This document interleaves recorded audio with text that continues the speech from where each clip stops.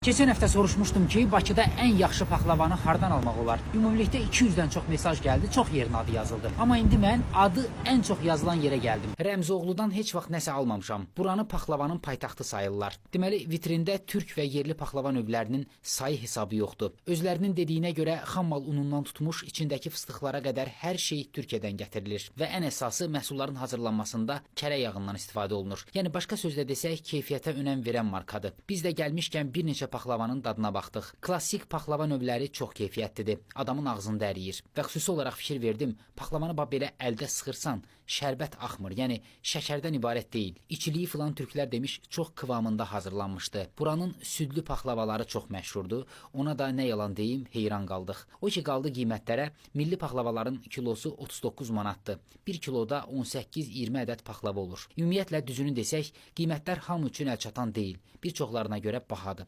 Amma aydındır ki, bir yerdə keyfiyyət varsa, orada qiymətlər də ucuz olmayacaq. Ümumiyyətlə, Rəmzoğlunun mənim reklamıma ehtiyacı yoxdur. Buranın öz müştəri kontingenti var. Orada olduğumuz müddətdə də bunun şahidi oldum. Alıcılar az qala axın-axın gəlir. Məkanda tək paxlava deyil, başqa şirniyyat növləri də var. Nə bilim, şokoladından tutmuş, badam burasına, şəkər burasına qədər. Eyni zamanda burada keyfiyyətli milli çaylar da mövcuddur. Bir də Volt üzərindən də sifarişləri çoxdur. Biz də bir neçə paxlava növündən alıb buradan əli dolu çıxdıq. Bu adı və dadı yəqin ki unutmayacağam.